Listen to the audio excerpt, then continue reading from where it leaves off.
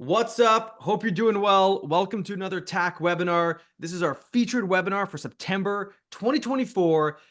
This time, though, we're talking about 2025, right, Nigel? Correct. SEO in 2025, everyone. Thanks again for joining. Nigel's going to do an introduction in just a moment, but he's with Organic Growth Marketing, OGM. If you didn't catch that, you probably have lots of questions about SEO. I know I do. Gen AI, AI this, AI that, ChatGPT. Oh my God. I don't even know what SEO is anymore, Nigel. I'm so confused.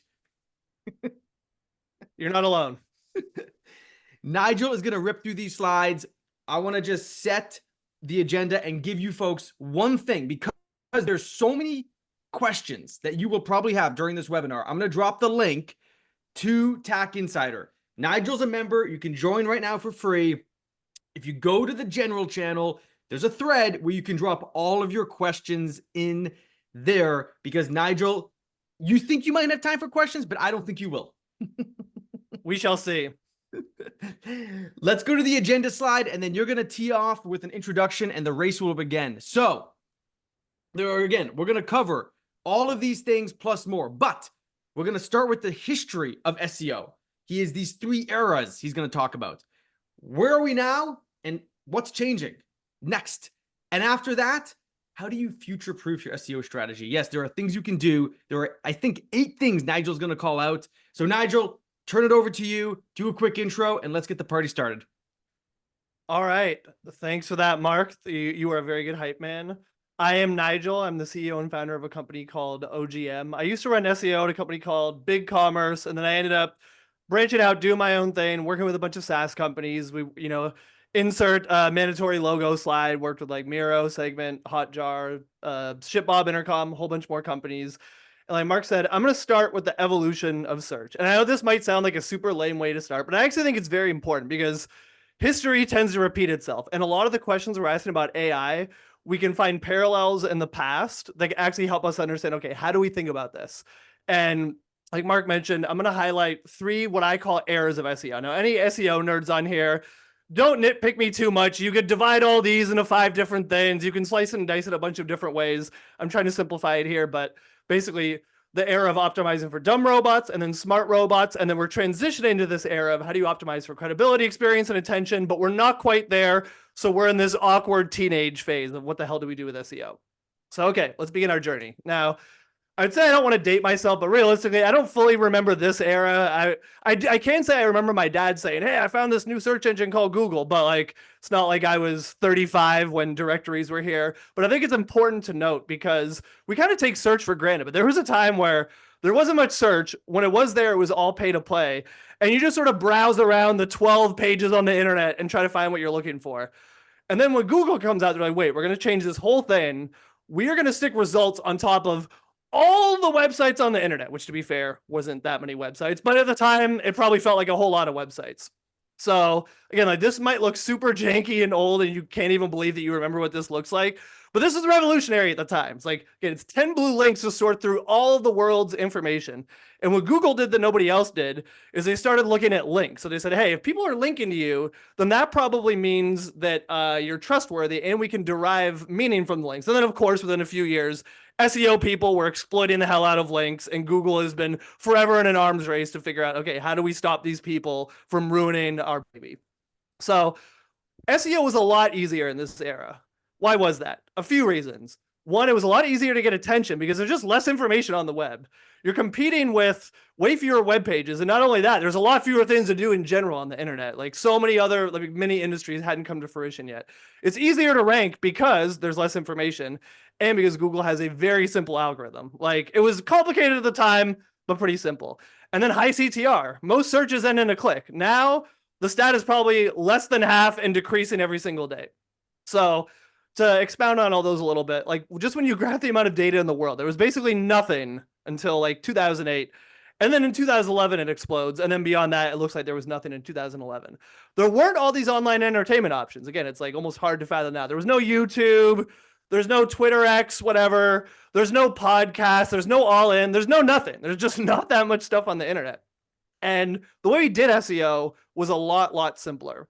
And I would summarize it as we were optimizing for dumb robots. When people think about cheap SEO tactics, we're talking about all these things. These are all the cringiest things that if you wanted to be good at SEO, you actually had to do them. And I was like a little late to this part of it. So the classic white on white text, where you just hide your text on the page, you show Google that's what it is. This used to work great. I don't remember exactly what year it stopped working, but this used to make you an expert in SEO, which is hard to imagine now. Hold on. Right there, Nigel. Yeah. That was a best practice, which blows my mind. Yeah. Yeah. It was like, oh, wait, you're not hiding text on your page? Do you even care about revenue for your company, bro? Like that was the attitude at the time, if you actually wanted to rank. And then if you looked at a whole bunch of slight variations of keywords, you would have a page for every single one, like e-commerce fulfillment services, e-commerce fulfillment service, e-space commerce, services, e-commerce fulfillment, fulfillment e-commerce services. Like this, you did what you had to do, and this actually helped you rank at the time. There was a time when building links from WordPress blog posts was like, this made you an expert in cutting edge in the field of SEO. This worked very, very well for a number of years.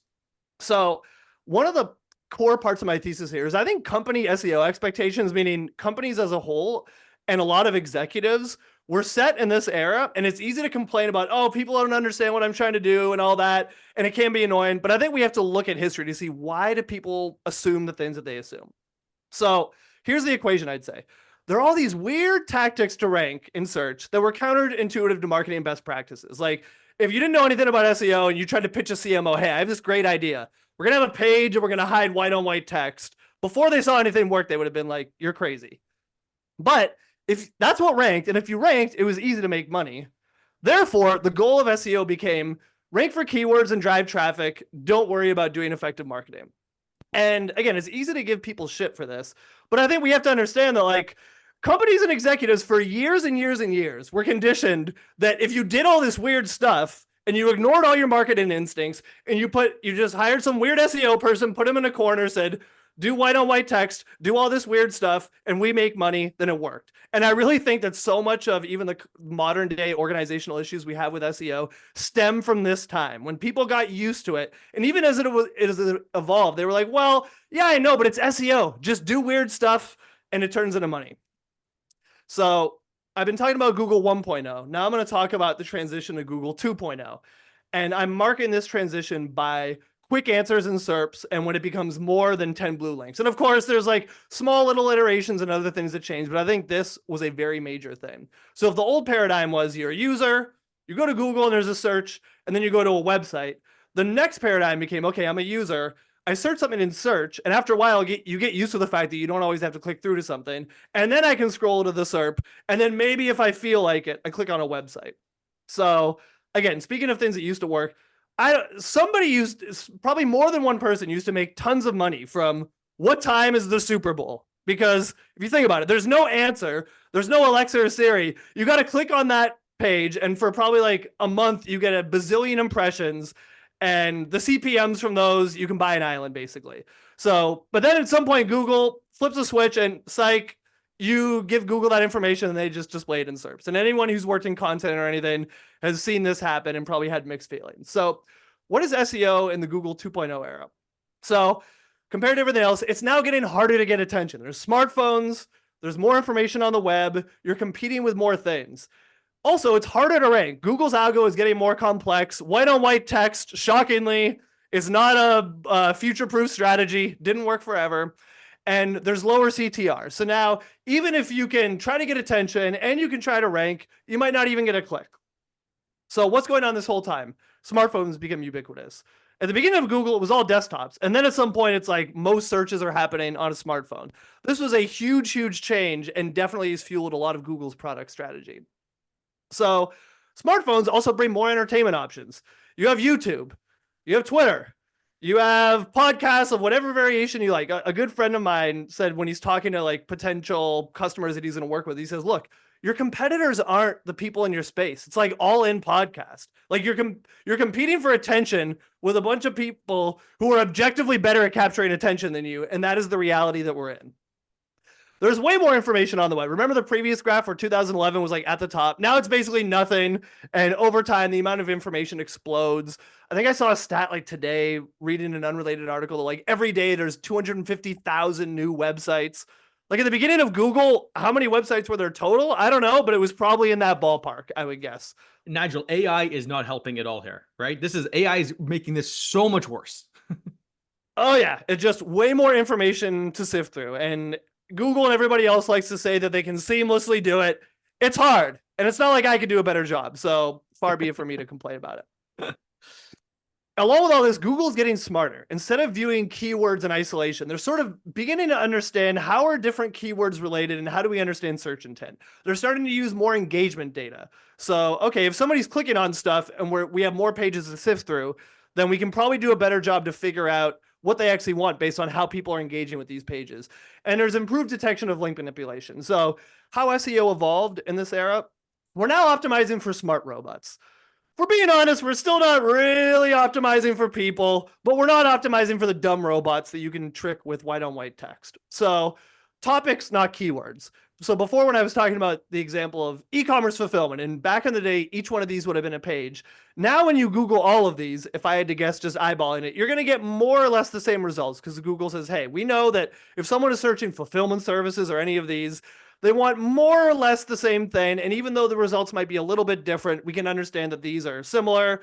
So SEO people don't get to bill hours by like creating a page for each one of those. Very sad. And then as part of search intent, it's not just keyword matching.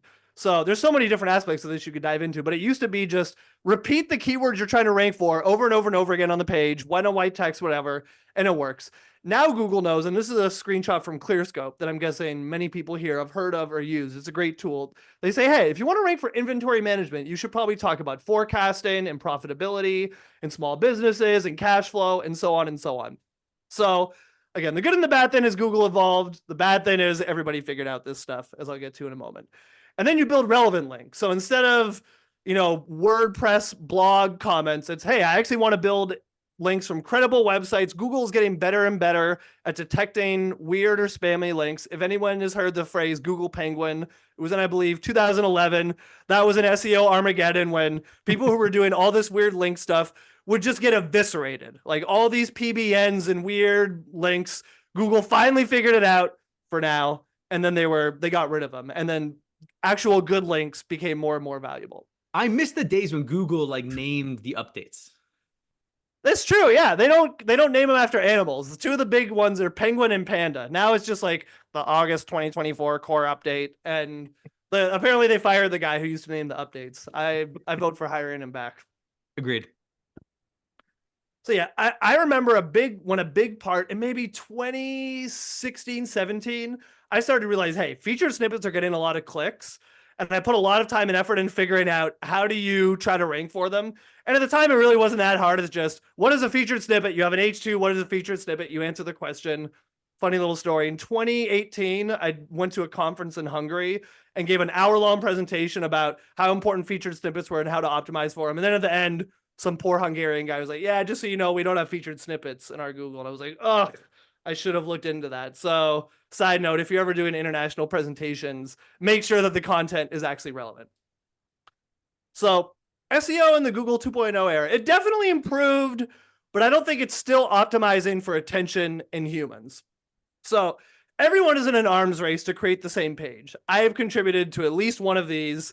I'm as guilty. I'm not trying to be on my high horse in this presentation. I've done weird stuff over time. I've had to see the light only based on what I think works. I've been in the gutter with everybody else.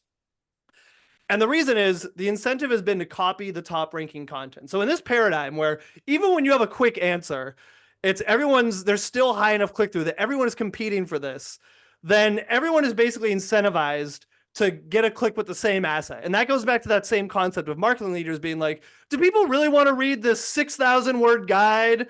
And the SEO person has to be like, well, I get it, but like, if we want to rank, this is what we have to do, and then we end up with a whole bunch of these.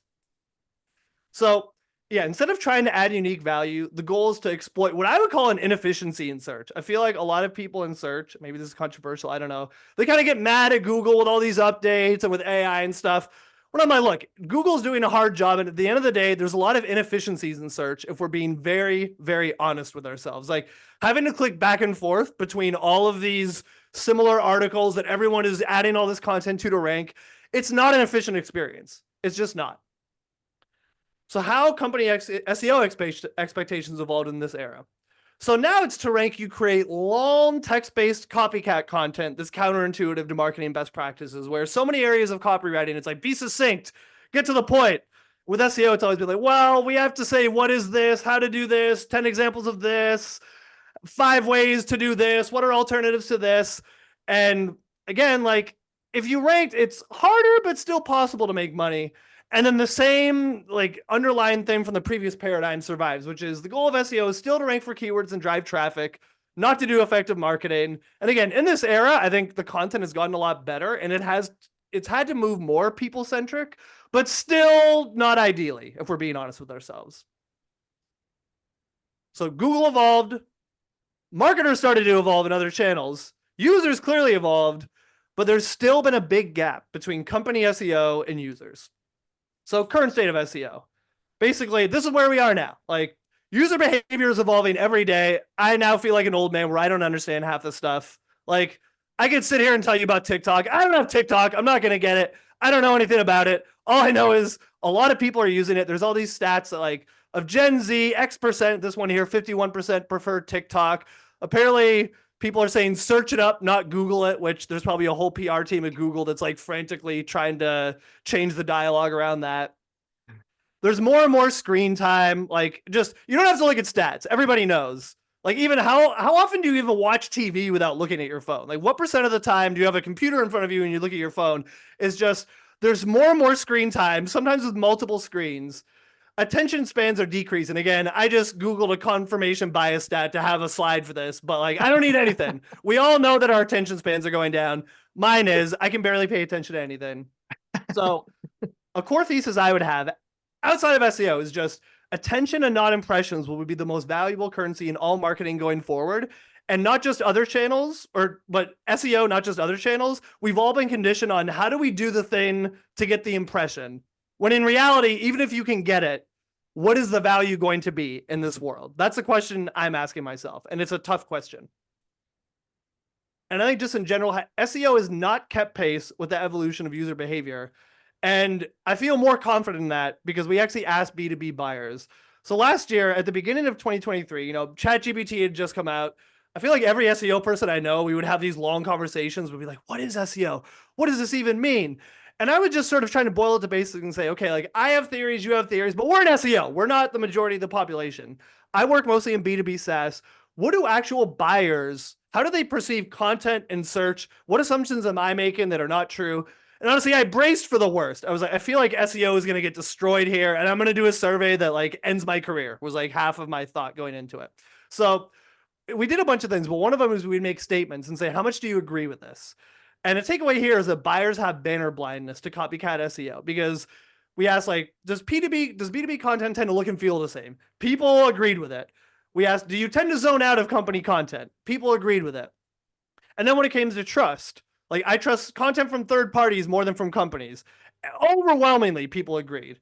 And then what is your most trusted source for B2B content? Surprisingly, even ChatGPT was ahead of B2B companies, with the caveat there being ChatGPT was like trusted by some people and at the bottom of the list of the others. So it depends how you sorted through the data. And then buyers don't love the current content formats. They agreed with long form B2B content is too long. And I find short video clips to be more engaging than text articles. And unless someone here knows something that I don't, I feel like most companies are doing mostly text, not that much video. And it's because it's hard. I'll get to that later. But there was a silver lining. Despite everything, buyers are still relying on search. When we asked people to stack rank all the sources of information when it came to information gathering, Google was at the very top of the list, followed by a company's website. So it's still the number one source of information. This was at the end of last year, but I have seen no data to convince me that this has radically changed at any point in the last year. And then most surprisingly, I was almost afraid to ask this question again for the sake of my own career. Like, how satisfied are you with Google search results? When you look at Hacker News and LinkedIn, you hear everyone being like, oh, I hate Google. It sucks. It's the worst. SEO spam, blah, blah, blah. I don't know. People that we polled, they said they were either satisfied or very satisfied with Google search results, which kind of seemed like a little bit of a contradiction, right? Like people had all these critiques of the content, yet they said they were satisfied. And one more thing, it's like, I think that they want to use and trust our content, but they have a hard time because people said, I have the patience to dive deep into all this stuff to get a thorough understanding. People overwhelmingly agreed with that, which means even though I like short content and this and that, when I have a problem, I will dive in deep and learn. And again, we're not talking about everyone buying anything. We're talking about B2B software, which is one of the more complex purchases you can have. So my takeaway is that people are very used to search. It generally gets them what they're looking for, and they're wading through all these inefficiencies, but they'd really prefer not to, which I think tells us, okay, like we don't just have a search problem. It's also, we have to look in the mirror and say, how are we responding to all these incentives? And what is it doing to users? And what do we make of all of this? So why are we here? Again, Google often favors long form text content. So companies and SEO people like me, being who we are historically, we've optimized the shit out of it for the sake of increasing traffic.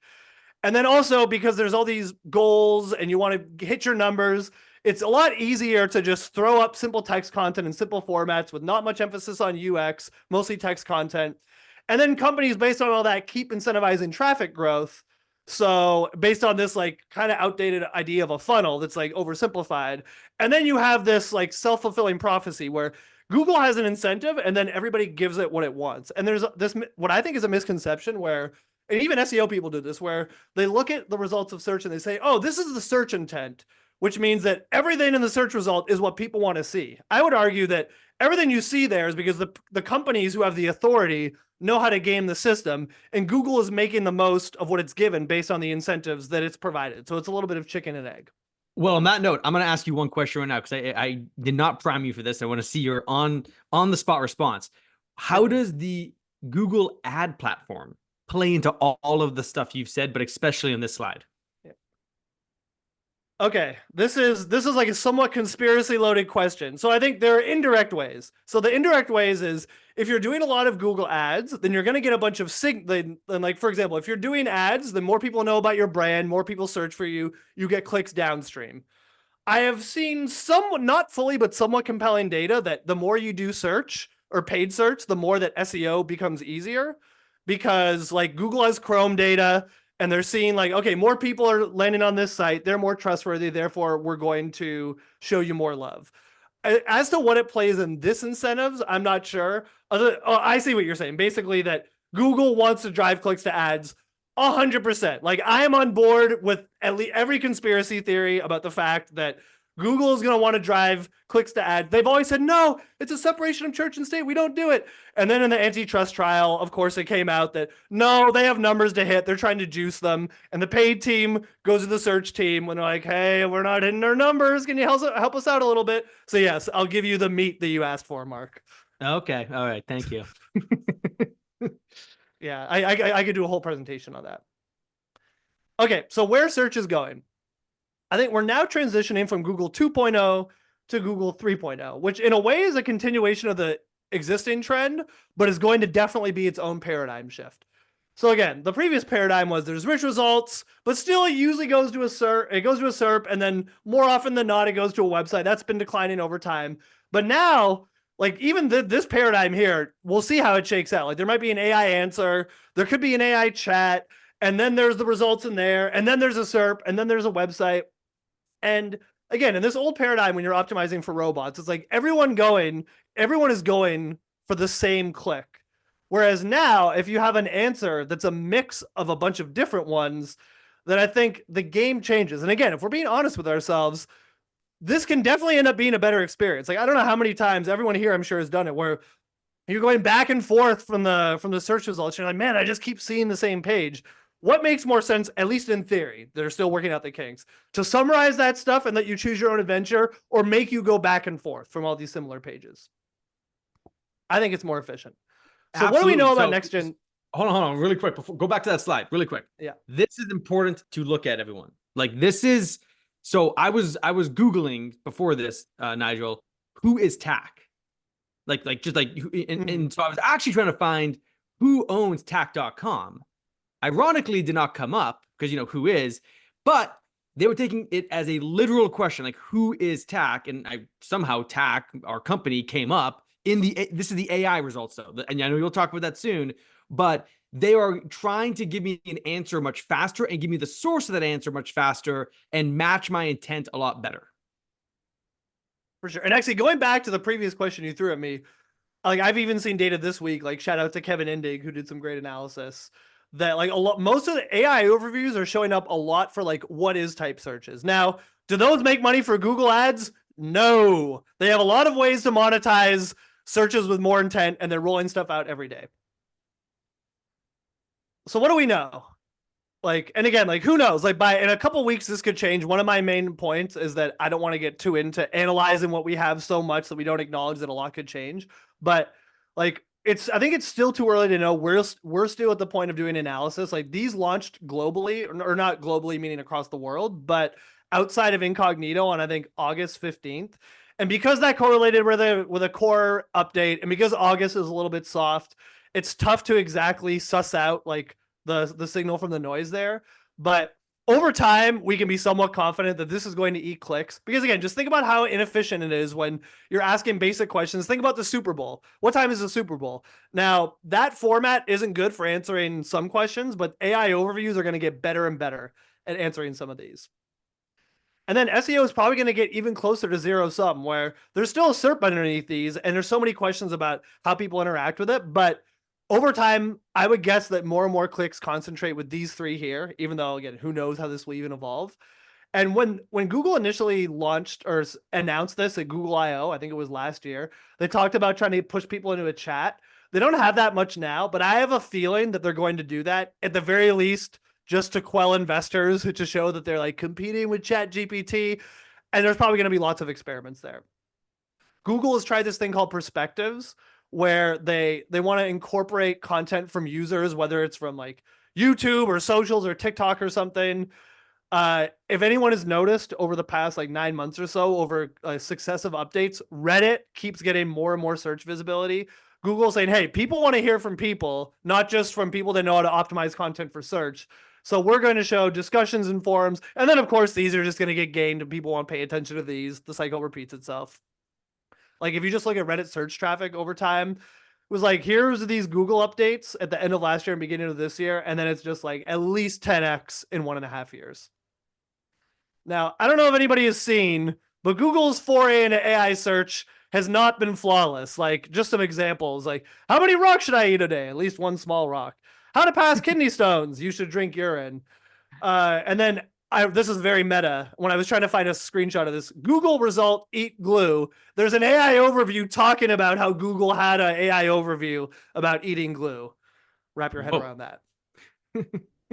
Hallucination, maybe? Is something like that, maybe? Right. Yeah, I don't know. I think it was just for, yeah, I mean, yeah, like, I mean, if you've ever had any weird experiences with ChatGPT, this stuff is not perfect. So what does all this mean for SEO? My take is that we want to look into all this, but not like change everything we're doing based on the way this stuff looks right now. And why is that? There's just so many variables. Like, how well do they actually work at scale? I think we're still too early to know that. Like, they've barely been live for a month. How do they evolve? Like, they've changed a lot since what was called search generative experience that was in a beta, and people got super wrapped up with how that worked. And now that's different from AI overview. So like, how will it change from there? And then will it become more chat heavy? I don't know.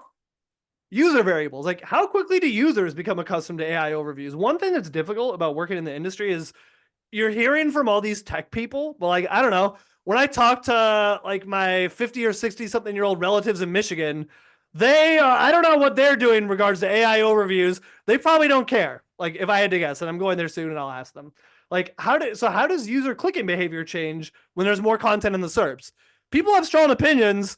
I haven't seen conclusive data yet. And then, yeah, like, do users embrace a chat interface if it even comes? Lots of possible outcomes here. And then legally, there's like this New York Times versus OpenAI precedent.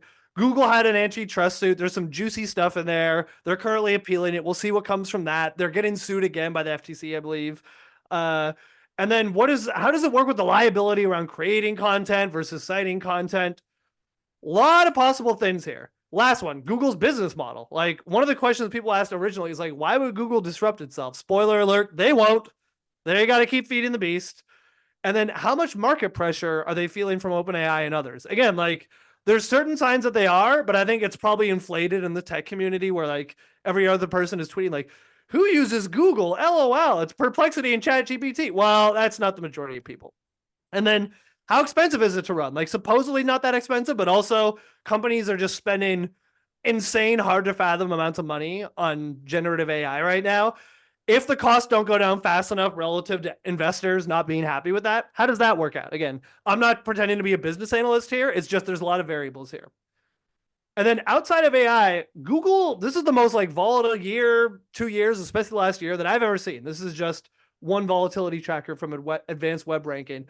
And it's basically just, it's like constantly going up. It's like Google is trying stuff as much as I've ever seen. And this is, we sent a letter to our clients earlier this year when AI overviews were getting launched and they were rebranded from SGE. And my take was basically, AI overviews, not AI overviews. I expect to see a lot of experiments and tests in the coming months. And maybe AI overviews isn't even the most impactful thing, simply because Google is feeling tons of existential pressure. They're seeing this data about people beginning searches on TikTok and they're less popular with young people. You know that has to have people up at night at Google.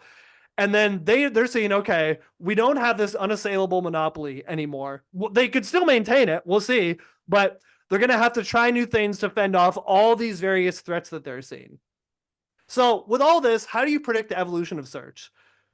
I am not in the genie business. If I knew how to do this, I wouldn't be giving this presentation. I would be buying stocks. I would have multiple islands and I wouldn't have to care about talking about SEO to you. Unfortunately, I'm not that. So I'm not going to lie and say that I know how this stuff will shake out. But what I am asking myself is, what is already true that we think AI will accelerate? And that's where I think we can look at, okay, there's all these variables. It's easy to throw your hands up and be like, I don't know, changes SEO, it's weird. But what do we see that's already happening that AI will accelerate that we think can help us future-proof what we're doing?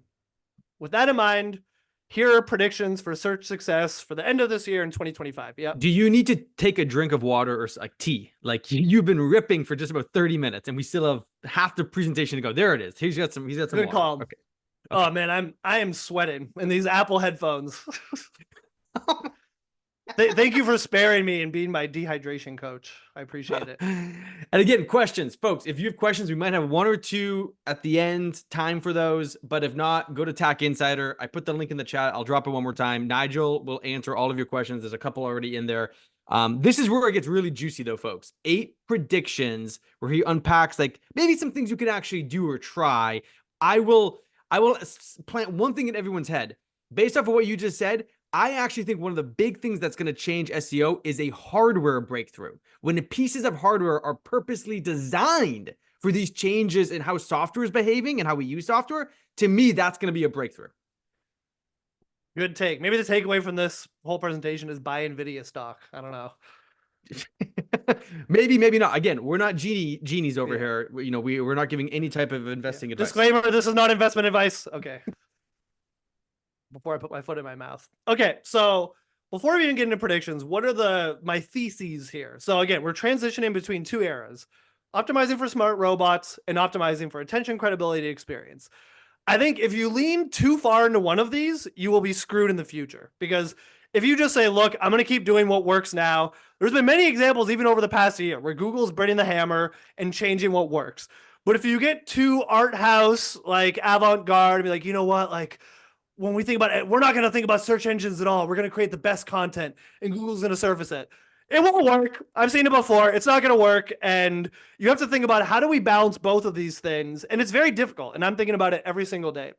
The other thesis is, again, this might sound a little bit cliche, but I do believe it, is that if you actually focus on solving a problem for your customer with valuable content that is legitimately unique and does something to solve one of their problems, then you can find a viable distribution channel. Maybe that's search, maybe it's not. And I'm not telling you that this is easy or that there won't be pain along the way. But at the end of the day, in a world where there's lots of mediocre content, if you're solving a problem uniquely, there's a way to get it in front of people. So, okay, prediction number 1, CTR for low intent top of funnel searches continues to decline. So again, like this, I've spent so many SEO strategies saying that we have to rank for what is customer support and stuff like that. And it made a ton of sense in Google 1.0, even somewhat in Google 2.0. now there's just too many ways to quickly answer this question. Like within the actual SERP, there's going to be Gen AI, there's ChatGPT, there's YouTube, there's so many other things like for these very broad questions. And again, it doesn't mean that you can't create this content. It just have a realistic expectation. Like you can't look at here's search volume, first position gets 40% click-through rate. Therefore, it's like, no, we're done with that. It's not here anymore. And again, like SEO strategies have historically been based around this because this is where the volume is. And then taking a step back, what is our model for SEO strategies? Taking a step back from that, what's the point of marketing? It's like you want to get someone to buy something and take action now. We can call that demand capture. Get someone to buy something later. We can call that demand creation or brand. I don't care about the semantics of this. If anyone has strong opinions, don't mean to offend you. You could probably convince me of whatever way you're thinking about it. But for the sake of content and SEO, what does this mean? So from a demand capture standpoint, solve a problem for the audience that shows the value of your product. That's pretty simple, right? Or on the brand or demand creation side, capture attention with a unique experience, a point of view, a data set, and then foster a strong impression about your brand. So if someone's not going to buy something now, they'll buy something later. Now, this might seem obvious, but I think a lot of content does not exist in either one of these. And you can find so many examples where like in the race to rank for stuff, and again, like everyone's competing with the same piece of content, a lot of the time it ends up being an SEO in a vacuum thing. And when you look at the content, you don't really know what the product is. And it's definitely not making you say, whoa, this is something unique that I'm going to remember or share with someone. It's just like content for the sake of content on the content treadmill. So don't mean to pick on this whatever site. It will remain anonymous. But basically, SEO content that doesn't show how your product solves a problem or capture intention. Old school glossaries where it's like, let's just define ARR like a million other sites have. Like, you're done. Even if you can get traffic, what's the point? Like, it's probably going to be harder. And even if you can, more than likely a waste of time. So what this actually means for you is don't count on traffic from commoditized information. This is more for before this stuff launched, but just look at where you're getting traffic. And if it's from this like what is type stuff, be prepared for it to go down, do a SWOT analysis, unlearn the traffic expectations where we create all this content, we get tons of traffic. Like, you have to throw that in the garbage and start over, and I'll get to measurement a little bit later on. And if you're going to make very top of funnel content, that's totally okay. Just don't make like a generic, what is customer support or whatever thing. Make it memorable, repurpose it, and don't just get on the content treadmill. Okay, prediction number 2. Mature websites should brace for traffic declines. And to be clear, this is really about mature websites that already have lots of traffic. So if you haven't really invested in the channel, you can still get a bunch of qualified traffic. But if you've already there's some sites that have seen their peak traffic and they're never going to see that again. And this isn't like, I'm not just hypothesizing this. I've actually seen it happen.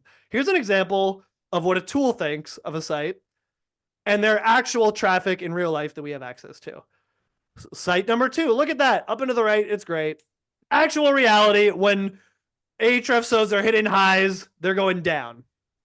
So what does that mean? Like, what are tools doing? They're looking at your ranking keywords and assuming volume times click-through rate. And they're generally good at this. Like, these tools are generally good for if you're comparing different websites, like who has more or less traffic. But my conclusion from this is some combination of volume and click-through rate is declining. So what is that? Again, like we can hypothesize all day. Like, I'll throw some out. Rich results are improving and eating clicks we didn't deserve in the first place. Like, again, when we look at the inefficiency of search, I know that's definitely happening. Google is getting better at extracting paid clicks from SERPs. Shout out to Mark.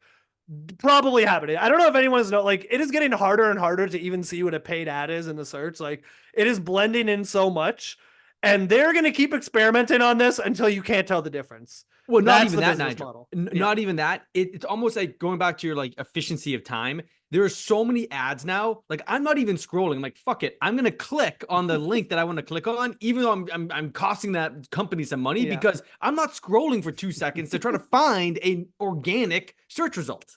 It's insane. Yeah. And then even, I think, like, going back to my point about it's not just AI overviews, Google is experimenting with more and more rich results, whether it's rich results or paid or whatever, that like just seeing a regular link, it's gonna be harder and harder, and SEO is gonna become more zero sum. More things like shift from Google to LLM platforms. I think this is happening, but to what degree? I've seen various data points. Exactly. I'm like, maybe to some degree. I feel like it's overstated in the tech community. And then shift from Google to video platforms. We know this is happening, but understanding the exact impact and considering that YouTube is Google, I think it's too early to know exactly how that shakes out. So what can you do about it? Again, like from how you think about measurement, don't look at overall traffic as your main measure of success. Segment traffic by different intents. Like one of the number one things I see when I talk to companies, they're like, our traffic is down or whatnot. And then sometimes I look and the traffic to the important pages is actually up, but the narrative is like, this is bad because number down from a top level perspective. And then, yeah, like even outside of segments, like pay outsized attention to the pages that convert or have greater kind of symbolic value or whatever. Like the biggest thing with analysis is segmentation. Like don't just look at these overall things, because I'm seeing more and more that like a few pages that drive a bunch of noisy traffic, like sort of drive the narrative for your overall numbers. Okay, the previous two were a bit more negative. This will be a bit more positive. Product-like content in SEO sees a minimal revenue impact. So what are these? I would say it's either like web experience that use versions of the product to deliver value to users. And part of this is like thinking about e-commerce, where every single product that you're selling is a page. And then from a content standpoint, it's content that shows the value of your product to answer user questions. And my bet, and what I continue to see, is that product-led efforts are not perfectly, but much better insulated from changes to search for very, very simple reasoning here. Users with deep problems become customers, especially on the SaaS side. And especially we've exited the ZERP era of there's a bazillion SaaS companies and everyone has tons of tools. There's lots of downsizing. So the friction to get customers and like the need of a problem being higher is much higher than it was a couple of years ago. And then very simply speaking, snippet-like answers don't solve deep problems. Like I don't care what your deep problem is. It's not going to be a big complex problem that any AI overview or something is going to be able to answer. Therefore, potential customers can and will still find your content when they have these deeper problems. And I've seen it over and over again. So unlike this unfortunate example that I shared before, like this is a company we've worked with. I genuinely believe that they've done a really good job. We were working with a great content person on their part, where they genuinely answer user questions, and it's like approved by subject matter experts. One of the founders has looked at the content. It's genuinely best in class content, but most importantly, it shows how the product solves the problem. And it passes what I call the scroll test, where even if I go to this page, and if you're anything like me, I don't just go to a web page and read from top to bottom. That's crazy. You right? don't? Oh, well, what am I doing wrong? What the fuck? Like I basically, before I read anything, I scroll up and down. I'm like, is this even worth my time? And when I think about how can a web page pass the scroll test, it's like, do I scroll your page and see how you solve a problem? And that has to be some kind of visual. And the thing is, there's no AI shortcut for this that I'm aware of. Maybe there will be soon. I don't know. But to actually show in a contextual manner how a product solves the problem, you gotta do it, and it takes time. So what it means for you is prioritize creating pages which correspond to user problems that your product actually solves, show how your product solves those problems, and address the search intent, but don't sacrifice your point of view. And that's that point of we're between eras. So you really have to emphasize your own point of view. But by address search intent, I mean, if you're seeing that pages talk about things, decide if you want to talk about them. Don't do all of them, but don't build your content around we have to copy everybody else. Okay, number 4, video and multimedia will become a bigger part of search. So Q stat about video is growing, blah, blah, blah. You all know this. Like Google is showing more video in search. I've seen it anecdotally. I found studies that have shown it as well. Something I saw earlier this year that blew my mind was I Googled something like, do players get a cut of their jersey sales? And I saw a TikTok video in the featured snippet, which is bananas, and I don't expect to see more of. And when I actually, again, I don't know anything about TikTok.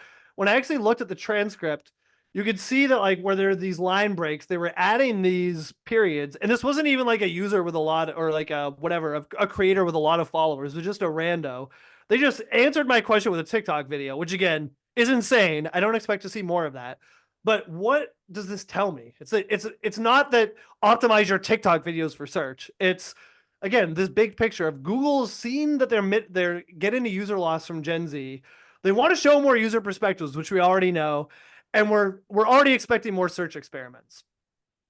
So why it's a great time to invest in video? I don't pretend to have all the answers here, but just distributions reasons, you're going to get impressions and traffic from video platforms. It's appearing more in search, and you can repurpose this stuff on your content. I've seen a number of instances where repurposing video on a content improves conversion and improves your actual ranking because Google sees that you're engaging more and sticking on the page and they rank you higher. And then competitive reasons, again, like there's just no playbook for companies to scale video. Every company I talk to, they're like, oh, we want to be doing more video, but we're not. It's because it's hard. One theme from this that I'm thinking about is do hard things that are hard to replicate. It hasn't been saturated. And again, I've seen it increase conversion on existing assets. And I'm sure Mark has a whole bunch of reasons. I've seen you do video, like you're doing it for a reason, right? You know it. You know it. So what can you do? Again, this could be its own thing. I don't pretend to be the video expert, but some simple things. Create complementary videos for your top content. Monitor the impact on traffic and conversion. And then just experiment with stuff with distributing on YouTube and TikTok. And we've been doing some of this with clients, even though it's something that we're still figuring out as well. Okay, number 5. Brand building will be the most important SEO strategy. So simple hypothesis here, and I'll get to both things. When anyone can create text content at scale, 2 things are going to differentiate you. Is this a brand I can trust? And basically, is the content good, which Google doesn't know. So are people engaging with it and do they like it? I'll start with the brand part. So why brand will win? Like, you know, I think it's all marketers here. I don't have to explain to you why brand is important. Like user affinity, its credibility. From a technical standpoint, the way LLMs seem to work is that the more references you have, the more likely they are to want to recommend you. Just last week, Moz did this study. I need to dive more into the statsy stuff to fully wrap my head around it. But the main takeaway was that Google, in their last updates, they're favoring brands over companies that basically have a perverse ratio of normal links to brand links. So basically, if a lot of affiliate sites that have been hammered, like they would hire a bunch of overseas people to send email campaigns and get a bunch of links to their gardening website or whatever, and no one would actually search for the brand, and nobody links to the brand in the way that like, oh, if you something about live chat, intercom, drift, whatever, like where they actually link with the brand. It totally makes sense to me. Again, I don't know, I haven't dove into this myself, but it very much makes sense that Google would want to mitigate overly SEO strategies where, again, if I can build a bunch of weird links from weird sites, but no one's linking to my brand, that seems like it should be a bad sign. Well, trust, right? Trust and the authority and, again, efficiency. Exactly. And like, again, like Google has all this information to sort through. What's easier, to look at the 250,000 new websites every day in detail, or to be like, Forbes, it'll probably work for better or worse. So what are brand signals that matter? Brand search volume, which is just hard to fake. It's one thing. I look at this more than links, to be honest, because if I see, whoa, this brand has a lot of search, then it means there's going to be all these other signals that Google can pick up on, and they see this. It's Google. And then, you know, more traditional ones are brand mentions like LinkedIn social, and then traffic from other channels. Google, of course, has always denied this. It came out in the antitrust that they are looking at this kind of stuff, and I believed it for a while. They have Chrome. If anyone believes they're not using that data, then you are a lot more optimistic than I am, to put it mildly. So what it means for you, I think, and this can be a tough pill to swallow. Like I talk to early stage companies all the time, and I often tell them, look, like you could succeed with this, but it's going to be really fucking hard. You have a limited amount of time, energy, resources.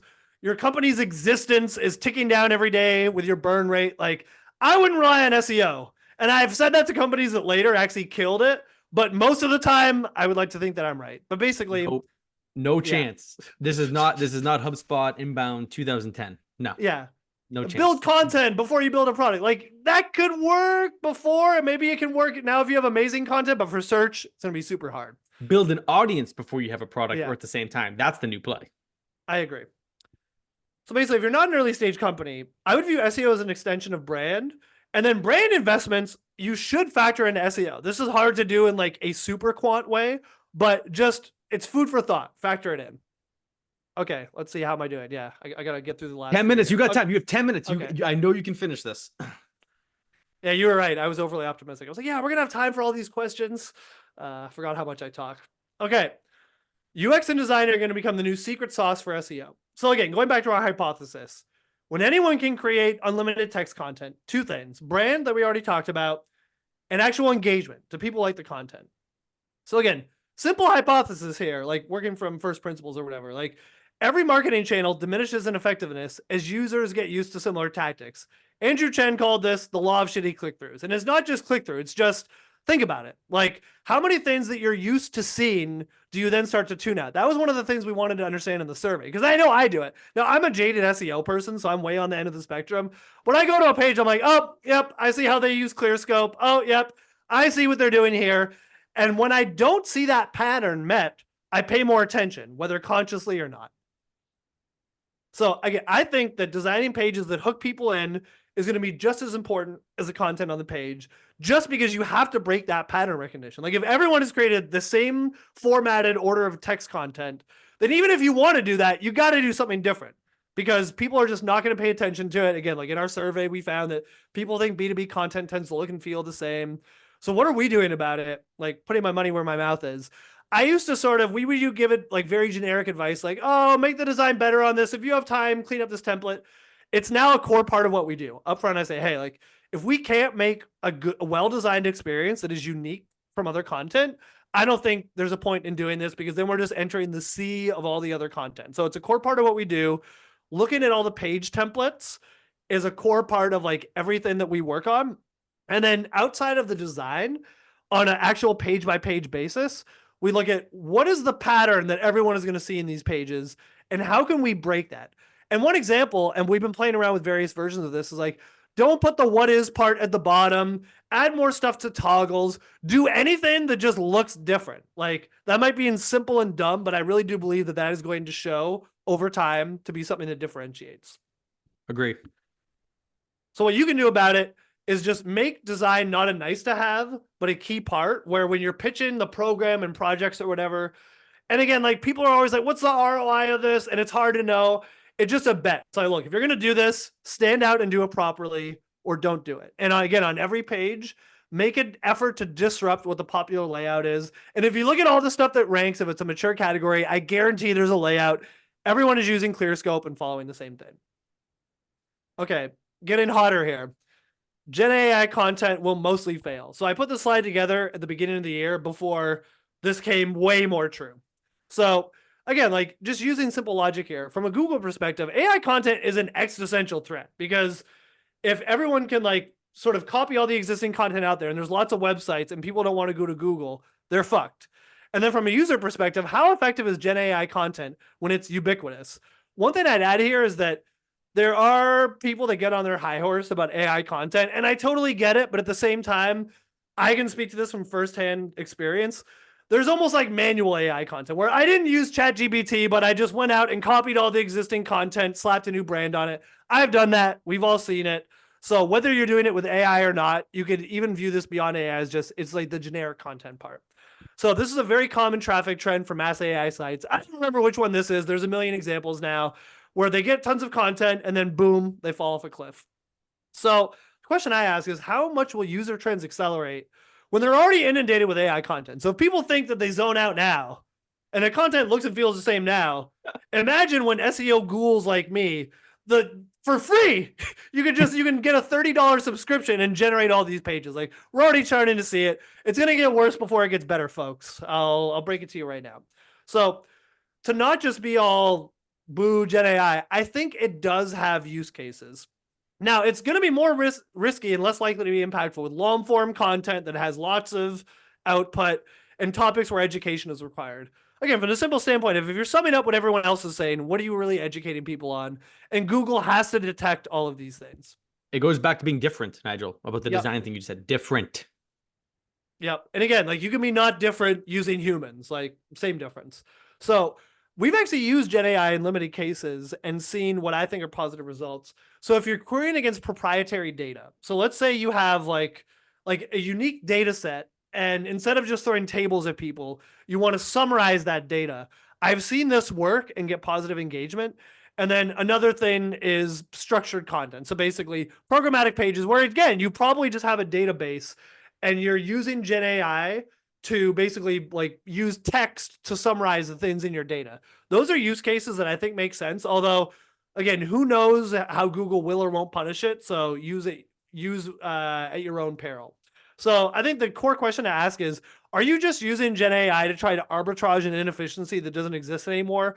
Or is the output actually useful to people and not just an attempt to arbitrage? Usually the answer to this is no, but I'll give you the benefit of the doubt and say maybe you have a use case. So the things to think about, I think what's weird is I've talked to really smart marketing leaders, and like there's so many aspects they understand about building companies that I don't get. But the sort of allure of, ooh, I can press a button and get all this content published. They don't think about brand. Like, what happens if people go to my website and they see information that's just wrong? Like, I saw a company where someone messaged me and said, hey, like, I have a friend who's looking to solve this problem. He saw that this had wrong information and he doesn't trust the brand anymore. That is tough to measure, but it's a very real thing. And then downside, how much can you risk a penalty? If you're throwing up a project, like as a side project website, you don't have much to risk, whatever, who cares? But if you're a $1 billion company, I'm surprised at the amount of risk some people are taking in terms of like, what if they lose all their traffic? And then the value of the content. Even outside of those two, does this content justify existing? And if it doesn't, what are you doing in the first place? Okay, last one here. A new playbook for measuring SEO has to take hold. Right now, there's two general ways that I see that both have their flaws: traffic and conversions. So if you look at this, like, basically we're looking at total traffic or we're looking at total conversions or revenue in a world where it's getting harder and harder to attribute, especially in B2B SaaS. And if you just look at these two, there's so many gaps. Like, you're either looking at a bunch of noise or you're reading into a bunch of small numbers that don't tell you the whole picture. So how I think we should be measuring SEO, and we're in the process of instrumenting this with clients, is, so like, first of all, do we get the traffic? Is the traffic even engaging? Like, how much of it bounces? The simple thing you can do in GA4, Google Analytics 4, which everyone loves, of course, is they have this metric called engaged sessions. And the threshold for it, it's like, I'm trying to remember off the top of my head. It's, did someone click? Did someone convert? Or did someone stay on the page for, drumroll, 10 seconds, which is a very low threshold and ruins the whole point of the metric. So yes, some people will bounce within 10 seconds, but is there really much of a difference between 10 and 15? You can change the threshold in GA4 to 60 seconds, and we're in the process of doing this with clients.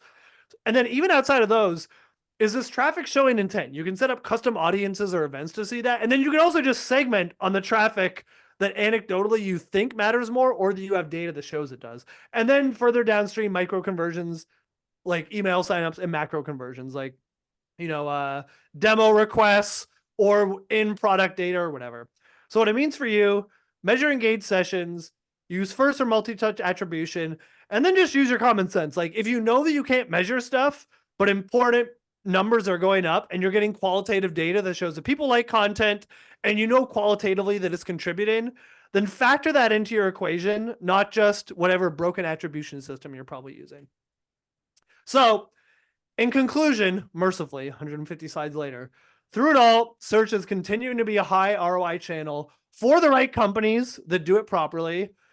Remember that buyers are still relying on search. Last time I checked, they want to engage with content that genuinely helps them. So give them what they want. With that, we are done with 3 minutes to spare. Drop the mic. Give it up for Nigel, everyone. Again, like, there's one place you can go to get your questions answered. It is TAC Insider. I'm dropping the link one more time. There's already some questions. I asked a question, Nigel, like, what tools should we be using? But you can answer it in TAC Insider. Look at all the applause. I mean, people are eating this stuff up, man. Like, you could charge to give this presentation, it seems like.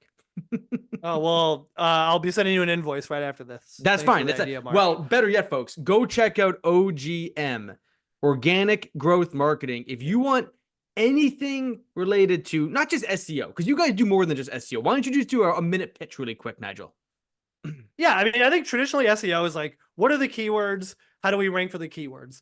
And what we're trying to figure out is, for each company, where do you fit into the competitive landscape? And like, where does search fit? Where does your brand fit? When you look at who your customers are, I mean, I think so much of SEO has been about keywords and not just about who are your buyers and what do they do? And where does this channel fit in? And how do we create content that satisfies search and can be used for other reasons and helps all of your goals in general? So that's the way we're thinking about it. I love it. You take such a people-first approach. Like, the underlying thing of this whole presentation was about how do you make this better for the buyers and customers that need you, that you want to have as customers. So like, this is pure gold. You will get the slides tomorrow by email. Let's give it up again for Nigel one more time. Hope to see you folks in TAC Insider. Nigel, go get a drink of water or your favorite beverage of choice, and we will see you on the next one. Thank you. I will be toweling off now. Thanks, everyone. It's been fun. Cheers, guys. Bye.